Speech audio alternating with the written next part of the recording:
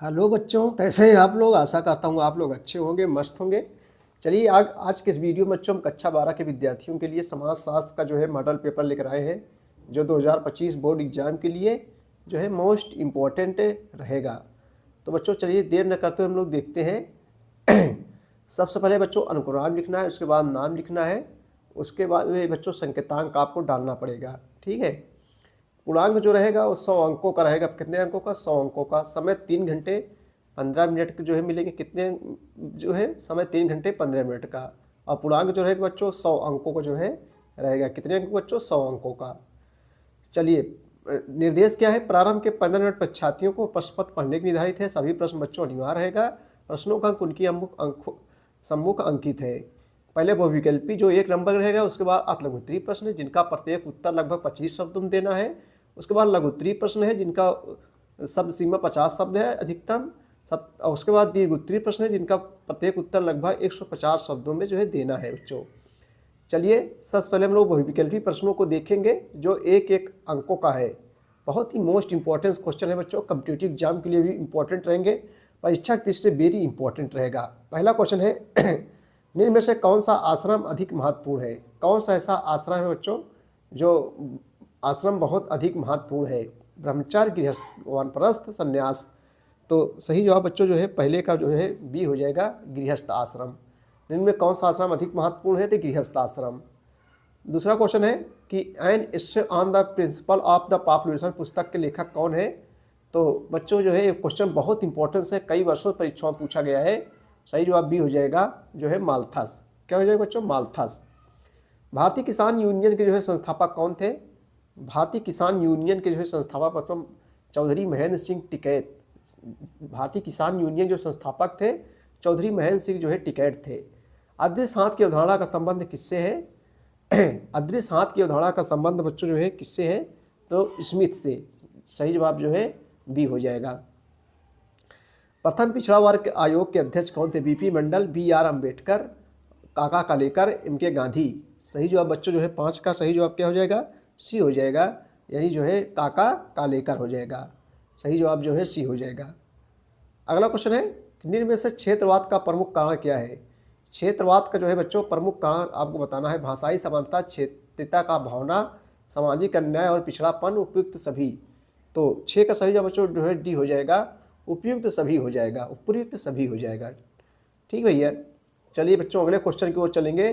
किस समाज में द्वितीयक संबंध मुख्य रूप से संबंध है? किस समाज में बच्चों द्वितीयक संबंध मुख्य रूप से संबंध है? तो नगरीय समाज में। नगरीय समाज में द्वितीयक संबंध मुख्य रूप से संबंधित है। अगला क्वेश्चन है किसके प्रयासों सती प्रथा का जो है अंत हुआ था? तो बच्चों राजा राम मोहन राय। बहुत इंपॉर्टेंट क्वेश्चन है। किसके प्रयासों सती प्रथा का जो है अंत हुआ था? राजा राम मोहन राय के प्रयासों से सती प्रथा का जो है अंत हुआ था। भारतीय प्रजातंत्र की बच्चों, प्रजातंत्र को लोकतंत्र भी कहते हैं। तो कह रहा है बच्चों जो है भारतीय प्रजातंत्र की प्रमुख बाधा क्या है? क्षेत्रवाद, जातिवाद, संप्रदायवाद, इनमें से सभी। सही जवाब जो है डी हो जाएगा, इनमें से सभी हो जाएगा। हरित क्रांति के बच्चों मुख्य कारक क्या है?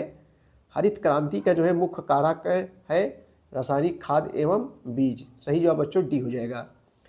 चलिए अब हम लोग अतिलघुत्तरीय प्रश्न देखेंगे जो 3-3 अंकों का रहेगा। कितने अंकों बच्चों? 3-3 अंकों का। पहला क्वेश्चन है कि ग्रामीण समाज की 4 विशेषताएं लिखिए। 3 नंबर का है, ग्रामीण समाज की 4 विशेषताएं लिखिए। तो चलिए उत्तर देखते हैं। पहला है बच्चों जाति व्यवस्था का अस्तित्व पाया जाता है।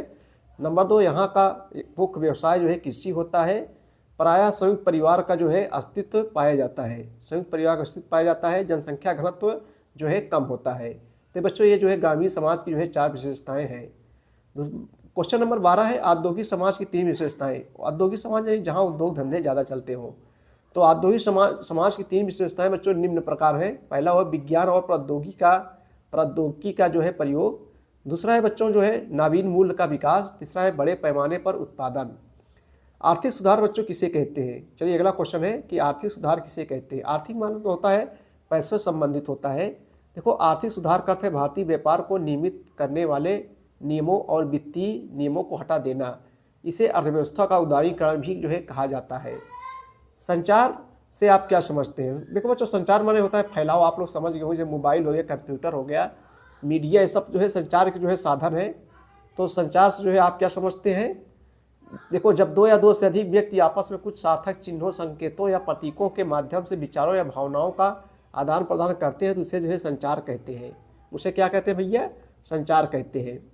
सामाजिक आंदोलन से बच्चों आप क्या समझते हैं? अगला क्वेश्चन है कि सामाजिक आंदोलन से जो है आप क्या समझते हैं? तो उत्तर होगा, एक सामाजिक आंदोलन में किसी औपचारिक अथवा अनौपचारिक संगठन के द्वारा जो है सामूहिक गतिशीलता के सतत तत्व समाहित होते हैं तथा इसका संबंधों के वर्तमान स्वरूप के परिवर्तन से होता है। विचारधारा किसी भी सामाजिक आंदोलन का जो है प्रमुख है कारक है।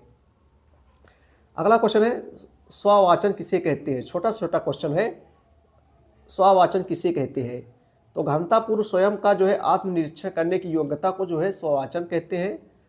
अगला क्वेश्चन बच्चों, जनसंख्या वृद्धि से क्या तात्पर्य? जनसंख्या वृद्धि यानी बच्चों जनसंख्या का तेजी से जो है बढ़ना।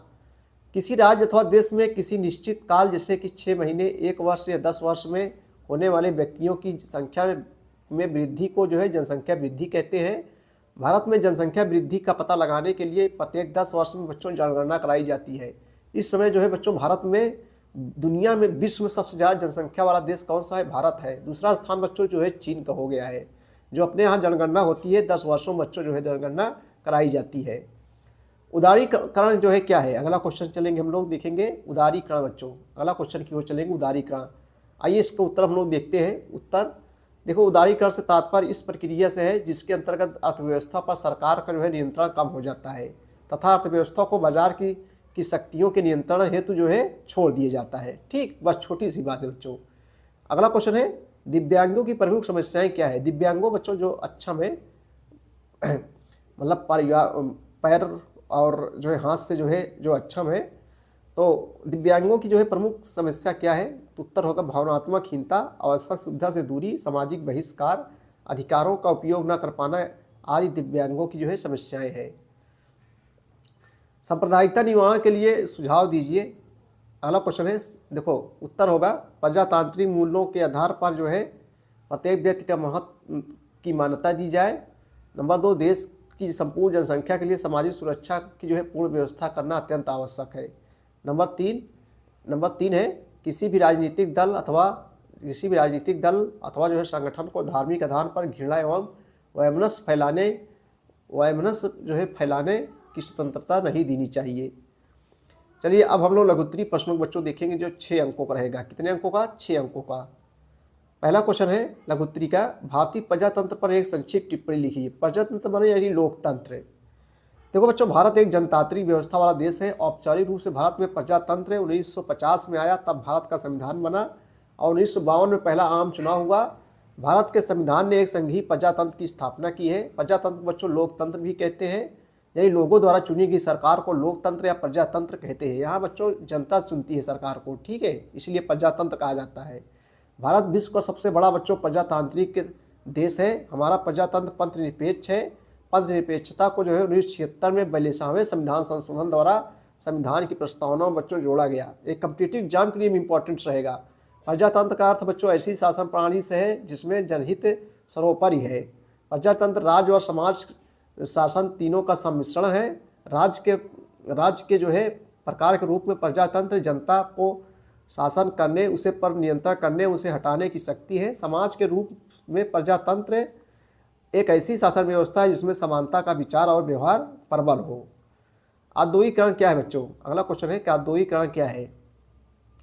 आइए इसका उत्तर हम लोग देखते हैं। देखो, औद्योगिकरण का तात्पर्य आधुनिक प्रकार के कल कारखानों, मशीनों तथा बृहत पैमाने पर औद्योगिक उत्पादन से। बृहत माने बड़ा। औद्योगिकरण के अंतर्गत ऊर्जा तथा वाष्प से चलने वाली उत्पादक मशीनों का प्रादुर्भाव होता है। औद्योगिकरण ने जो है विगत 2 शताब्दियों से विश्व को जो है प्रभावित किया है। प्रभुत्व जात से आप क्या समझते हैं? यह जो है किसकी अवधारणा है? आइए इसका उत्तर हम लोग देखते हैं। प्रभुत्व जाति, प्रभुत्व माने सर्वोच्च शक्ति होता है। प्रभुत्व वाली जाति उसे कहा जाता है जिसके पास बड़े पैमाने पर भूमि होती है बच्चों, जिनके सदस्यों की संख्या बहुत ज़्यादा होती है और जो संबंधित क्षेत्र में उच्च स्थान रखती है। यह अवधारणा M.N. श्रीनिवास ने जो है दी है। अगला क्वेश्चन है, स्वतंत्रता प्राप्ति के बाद भूमि सुधार को लागू करने के लिए एक राष्ट्रीय नीति के रूप में अपनाई जाने वाली जो है राजनीति पर जो है चर्चा कीजिए। आइए इसका उत्तर हम लोग देखते हैं। हेडिंग डाल लेंगे हम लोग भूमि सुधार। पहला है बच्चों जमींदारी व्यवस्था का अंत है। सरकार ने जो है बिचौलियों की जो है व्यवस्था को समाप्त करने के उपाय किए। जमींदारी व्यवस्था, महालवाड़ी व्यवस्था तथा रैयतवाड़ी व्यवस्था को समाप्त कर दिया गया। नंबर 2 जो है भू की हदबंदी। किसी भी व्यक्ति के द्वारा जो है रखी गई जमीन की सीमा को निर्धारित कर दिया गया। उस सीमा से अधिक जमीन वाले लोगों की जमीन भूमिहीनों के बीच बांट दी गई। भूमि की चकबंदी। चकबंदी में जो चक बिखरे हैं उनको एक करना। अव्यवस्थित भूमि की चकबंदी की गई ताकि इनमें जो है नई तकनीक के द्वारा खेती की जा सके। लगान सुधार।